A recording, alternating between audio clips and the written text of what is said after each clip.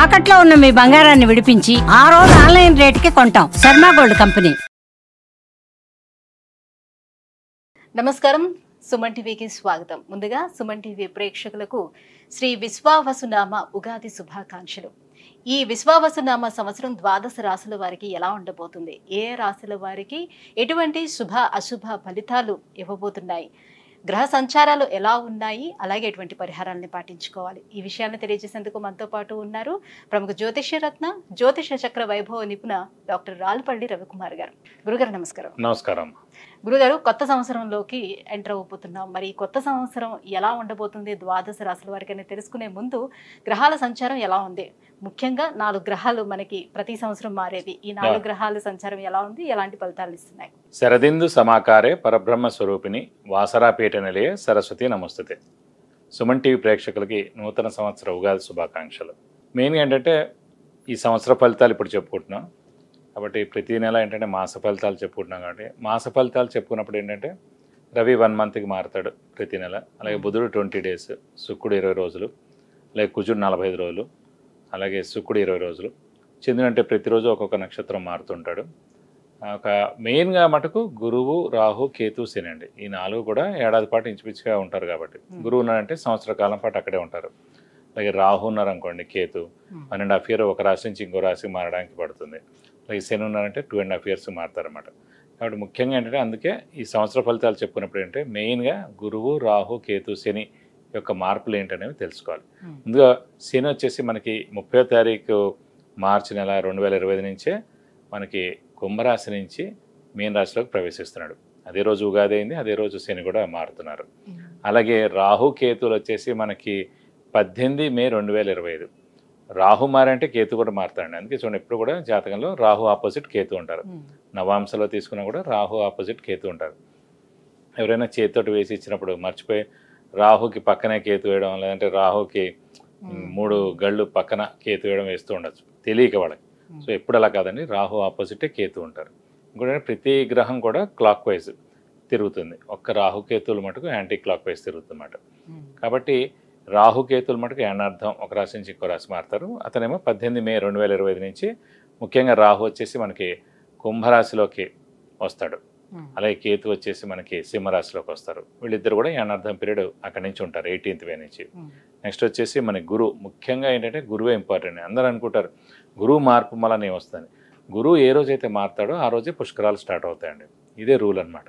సాధారణంగా గురువు ఏ రాశి నుంచి ఏ రాశి మారుతాడు మనం అనుకుంటుంటాం. మన జాతకం చెప్పినప్పుడు కూడా మన రాశి నుంచి 2వ స్థానంలో, 5వ స్థానంలో, 7వ స్థానంలో, 9వ స్థానంలో, లాభస్థానంలో గురువు ఉన్నప్పుడు మన శుభ ఫలితాలు చెప్తుంటాం కదా. సో అందరూ అనుకుంటుంటారు అబ్బాయి ఎప్పుడు మన రాశి నుంచి 2nd హౌస్ వస్తుంది, ఎప్పుడు మన రాశి నుంచి 5th, 7th, 9th, 11th వస్తుంది. సో వాళ్ళకి ఒకటే నమ్మకం ఏంటంటే ఈ రోజైతే పుష్కరాలు స్టార్ట్ అవుతాయో ఆ రోజు గురువు ఒక రాశి నుంచి ఇంకో రాశిలోకి మారుతున్నట్టు మనం ఈజీగా గుర్తించవచ్చు. ఇంకోటి అంటే ముఖ్యంగా చాలామందికి అంటే ఇప్పుడు కొంతమందికి వివాహం కాని వారు ఉంటారు, సంతానం లేని వారు ఉంటారు, ఉన్నత చదువు గురించి వెళ్ళిన వాళ్ళు ఉంటారు, అలాగే ఫారెన్ విజిట్స్ కానీ, ట్రావెల్స్ కానీ, అంటే అసైన్మెంట్స్ కానీ గురించి వెళ్తారు, కొత్త జాబ్ గురించి, ప్రమోషన్స్ గురించి, అలాగే సంతానం, గృహం, వాహనం ఇవన్నీ కూడా మనం చెప్పుకోవాలంటే కనుక గురువు యొక్క మార్పుతోటే చెప్పాలన్నమాట.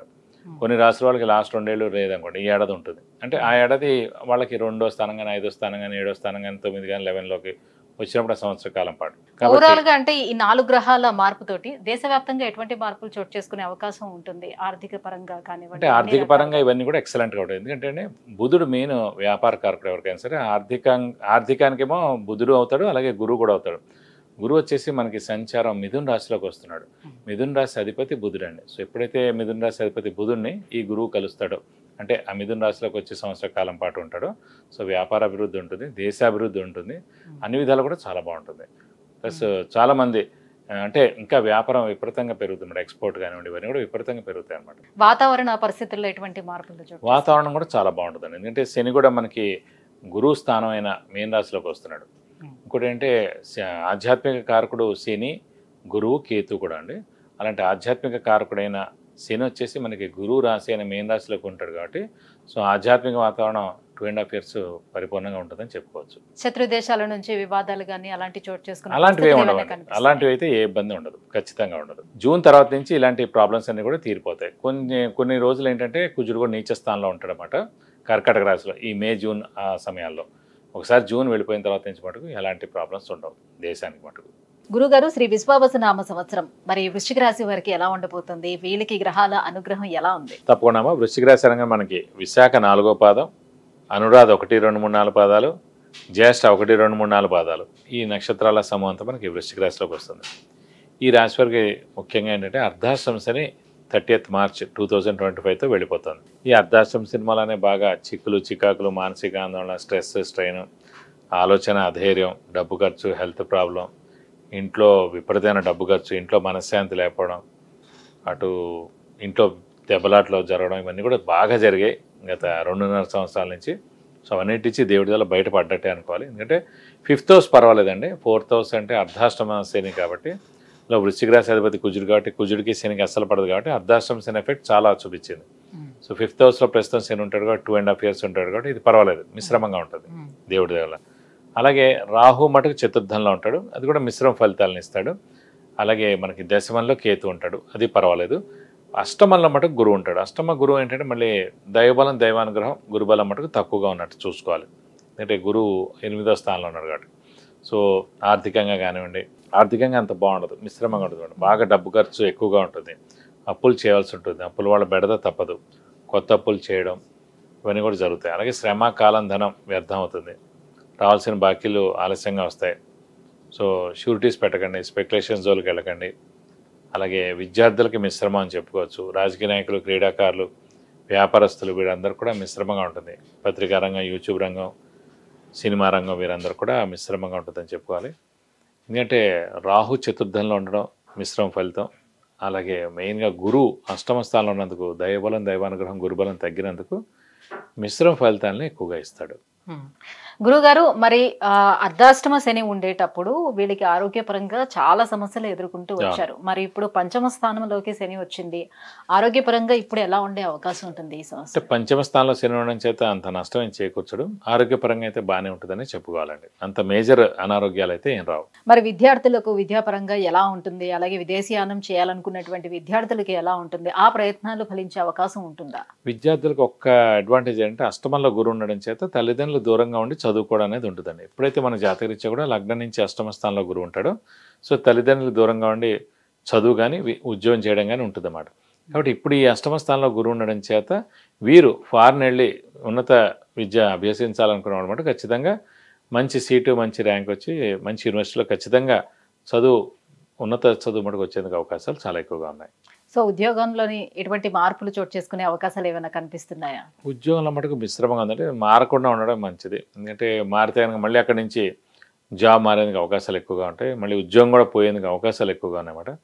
అటు కొంచెం రాహు బలం లేకపోవడం, ఇటు గురుబలం లేకపోవడం వల్ల. కాబట్టి ఎవరైతే ఉద్యోగంలో ప్రస్తుతం అదే ఉద్యోగాన్ని ఈ సంవత్సర కాలం మటుకు కంటిన్యూ చేస్తే నెక్స్ట్ ఏడాది మటుకు భాగ్యస్థానంలో గురువు వస్తారు కాబట్టి అప్పుడు చాలా బాగుంటుంది. ఇక వైవాహిక సంబంధాలు కానీ ఇంట్లో నీ కుటుంబం పట్ల కానీ ఎటువంటి వివాదాలు ఏమైనా చోటు చేసుకునే అవకాశాలు ఉన్నాయా? ఎలా ఉంటుంది వాళ్ళకి? వైవాహిక జీవితం అయితే బాగానే ఉంటుందని, ఇంట్లో అయితే గొడవలు అలాంటివి ఉండవు. ఎందుకంటే అది అప్పుడు అవన్నీ జరిగినట్టుగా అన్ని అర్ధాష్టమ శనిలో జరిగాయి. ఇప్పుడు పంచమంలో శని ఉన్నాడు కాబట్టి ఇలాంటి ఇబ్బందులు అయితే ఏం ఖచ్చితంగా ఇవ్వండి. అంటే మరి చతుర్థ స్థానంలో ఉన్నటువంటి రాహు ఎలాంటి ఫలితాలు? చతుర్థ స్థానంలో రాహున కూడా ఛాయాగ్రహం అనమాట. సో ఛాయాగ్రహానికి అంత ఎఫెక్ట్ ఉండదు. ఛాయాగ్రహం అయినా కూడా గురువు భాగ్య దృష్టితోటి రాహుని చూస్తున్నాడు అనమాట. సో రాహుని కంట్రోల్ చేస్తున్నాడు కాబట్టి ఎలాంటి ఇబ్బంది ఖచ్చితంగా ఉండదని చెప్పుకోవాలి. ఇంకా మరి వీళ్ళు ఎటువంటి పరిహారాన్ని పాటించుకోవాలి? సో వీరి మటుకు ప్రస్తుతం ఏంటంటే శని కన్నా కూడా మనకి మెయిన్ గురువు రిలేటెడ్ పరిహారం చేసుకుంటే మంచిది. గురువు అనగానే మనకి దత్తాత్రేయ స్వామిని ఎక్కువగా పూజించడం, ప్రతిరోజు దత్తాత్రేయ స్వామి అష్టోత్తరం చదువుకోవడం, అలాగే ప్రతి గురువారం దత్తాత్రేయ స్వామి టెంపుల్కి వెళ్ళి 41 ప్రదక్షిణాలు చేస్తానుక మీకు అన్ని విధాలా మంచి చేకూరుతుంది. విద్య, ఉద్యోగం, వివాహం, విదేశీయానం, ఆరోగ్యం, అలాగే ఐశ్వర్యం వీటన్నిటి గురించి తెలుసుకోవాలంటే కింద స్క్రోల్ అవుతున్నటువంటి నెంబర్లకి కాల్ చేసి గురువుగారు అపాయింట్మెంట్ పొందవచ్చు. గురుగారు, ఈ విశ్వావసు నామ సంవత్సరం వృశ్చిక రాశి వారికి ఎలా ఉండబోతుంది? ఏ గ్రహాలు అనుకూలిస్తున్నాయి, ఏ గ్రహాలు ప్రతికూలంగా ఉన్నాయి, ఎలాంటి పరిహారాలు పాటించుకోవాలి? ఈ విషయాలన్నీ కూడా తెలియజేసినందుకు ధన్యవాదాలు. నమస్కారం.